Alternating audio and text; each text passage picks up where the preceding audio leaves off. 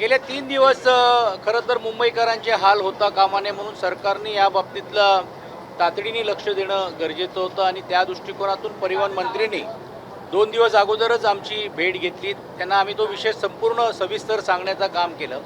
राज्याचे मुख्यमंत्री आणि उपमुख्यमंत्र्यांनी याच्यात हस्तक्षेप करावा अशी आमची अपेक्षा होती आणि काल दीर्घ चर्चा झाल्यानंतर 11-11:30 नंतर आम्ही सर्वांनी मिळून घेऊन हा संप मागे घेण्याचं काम केलेलं आहे.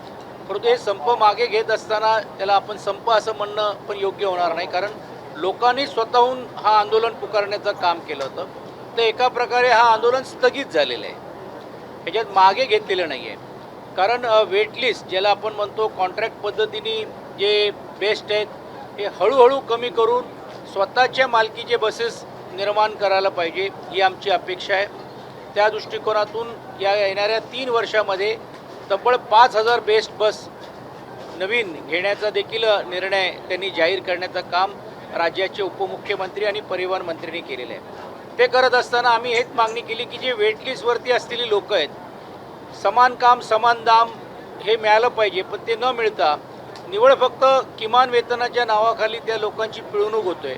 आणि म्हणून त्यांना किमान काहीतरी एक टोकन म्हणून त्यांना काहीतरी दरवाढ दिली पाहिजे आणि ती देखील तत्वतः 2,000 रुपयाची वाढ त्या लोकांसाठी मान्य केली आहे. आणि दुसरी मागणी आमची अशी होती की जेव्हा नवीन बसेस असतील त्यावेळी त्यांना बेस्टच्या, जसं आज बदली कामगार कॅज्युअल लेबर असतो, फिक्स टर्म असतो, फिक्स टर्ममध्ये जो कामगार असतो त्याला तुम्ही आता कायदा केलेला आहे काही देशांनी, 29 कायदे एकत्रित करून 4 कायद्यावरती आणल्यानंतर त्या प्रत्येकानं फिक्स टर्ममध्ये जर असले तर 2 वर्षामध्ये त्यांना ग्रॅज्युटी द्यावी लागेल. पण आज यांना काहीच मिळत नाही, म्हणून त्यांना कॅज्युअल किंवा फिक्स टर्मच्या नावाखाली बेस्टच्या मस्टर रोलवरती घेऊन आणि त्यांना प्राधान्याने त्याच्या या ज्या नवीन बेस्ट ज्यावेळी ते घेतले जातील त्यावेळी याच वेटलिस्टच्या लोकांना द्यायला पाहिजे. गेल्या 5 वर्ष कुठचाही करार झाला नाही, कराराची बोलणी पण होत नाही आहे आणि म्हणून कराराची बोलणी तातडीने करण्याचे पण निर्देश राज्याचे उपमुख्यमंत्र्यांनी दिलेले आहेत.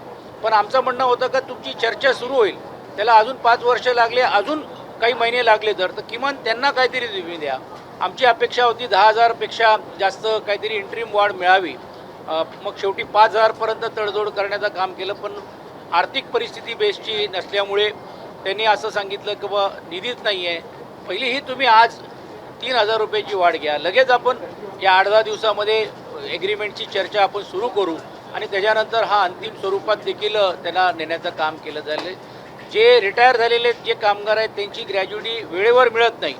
जून 2024च्या नंतर जेवढे राहिलेले जे ग्रॅज्युटी धारक आहेत त्यांना या आर्थिक वर्षामध्ये सर्व ग्रॅज्युटी रिटायर झाल्यानंतर देण्याचा देखील निर्णय घेण्याचं काम झालेलं आहे. आणि आमचं म्हणणं होतं की जे ठराव महानगरपालिकेने नगरविकासकडे दिलेले आहेत की वेळोवेळी BSला मागण्याची गरज का लागलं पाहिजे, कारण बघा हे मुंबईकरांचा पैसा आहे. आम्ही युक्तिवाद करत असताना आमदारांना द्यायला पैसे आहेत सत्ताधारी, त्याहीपेक्षा करोडो रुपये तुम्ही रस्त्यासाठी खर्च करता, पण त्या रस्त्यावरती धावणारी जी लाईफलाईन आहे त्यासाठी तुम्ही निधी का दिली जात नाही. मेट्रोसाठी 3.25 लाख कोटी रुपयाचं कर्ज आपण घेऊन मेट्रो बनवतोय. मेट्रोचा प्रवासी आणि बेस्टचा प्रवासी हा वेगळं आहे. आणि आज 40 लाखपेक्षा जास्त बेस्टमध्ये असलेलं जी लाईफलाईनमध्ये जो ग्राहक आहेत, प्रवासी आहेत, त्याच्यासाठी हे बेस्ट रिवाईव्ह व्हायला पाहिजे ही भूमिका पण आम्ही घेतली. बेस्टची सप्लाय ही वारंवार वीज बंद होते. आता अडाणीजींचा मीटर तर स्मार्ट मीटर घरापर्यंत पोचतोय. आता त्यांनी MERCला मागणी केली आहे की धारावी आणि माहीम यामध्ये पण देखील आम्हाला अडाणीची वीज वापरायला परवानगी द्या. त्याला आम्ही सक्त विरोध केलं. काल देखील आमच्या विरोधाची मागणी करत असताना त्यांनी सांगितलं की आपली बेस्टची लाईन कुठच्याही प्रकारे नवीन ग्राहकाला जाता कामा नये, हे तत्त्वच पण राज्य सरकारने मान्य केलं.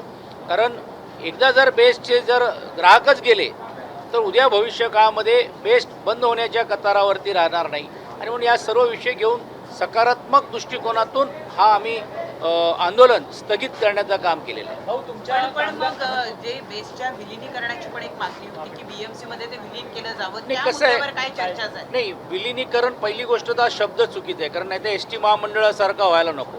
आमचं म्हणणं होतं जे अर्थसंकल्पामध्ये या बेस्टचा अर्थसंकल्प पण समावेश करा.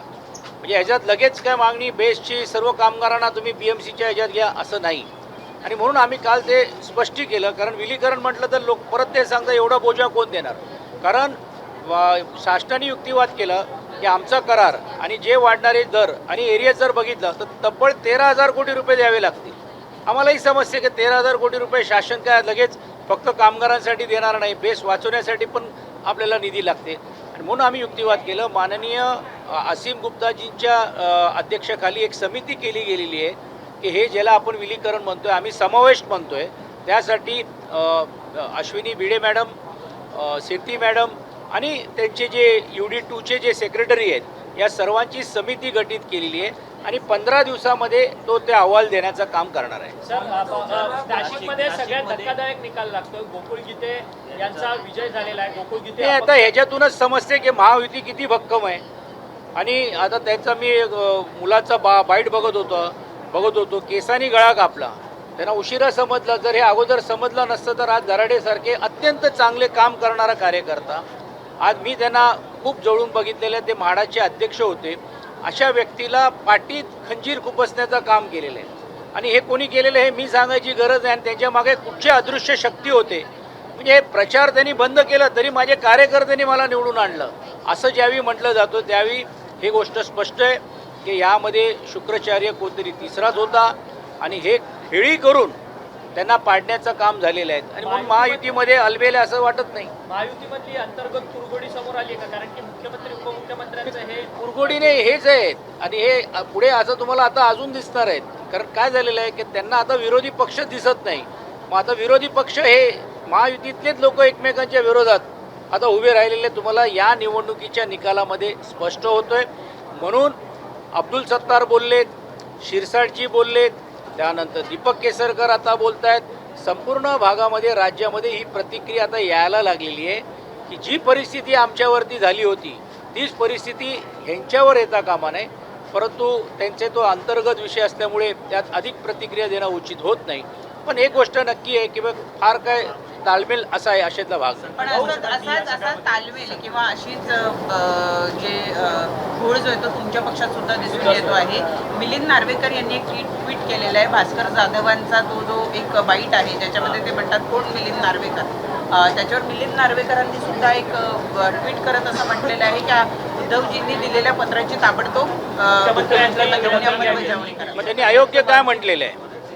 ही मागणी पहिल्यापासूनच आहे. त्यांनी आज मागणी केलेली आहे. म्हणजे काल त्यांना आठवण आली असेल ते वाईट बघितल्यानंतर. पण एक गोष्ट नक्की आहे की भास्कर जाधव पण नेते, तेही सचिव आहेत पक्षाचे, दोन्ही प्रमुख लोक आहेत. एक गोष्ट नक्की तुम्हाला नाकारता येणार नाही की अशा या मार्मिक दृष्टिकोनातून या गोष्टी आपल्याला घ्याव्या लागतात. काल भास्करराव पण बोललेत कारण ते त्यांच्या जागेवरती आहेत. त्यानंतर आज मिलिंदजींनी सांगितलं ते पण आहे. त्याला सार्केस्टिक वेनी ज्याला आपण म्हणतो अशा गोष्टी होत असतात. मला वाटतं त्याला फार सिरियसली घ्यायची गरज नाही. एकमेकांच्या विरोधात आहेत का? एकमेका विरोध काय, उलटा पाठिंबा दिलाय त्यांनी.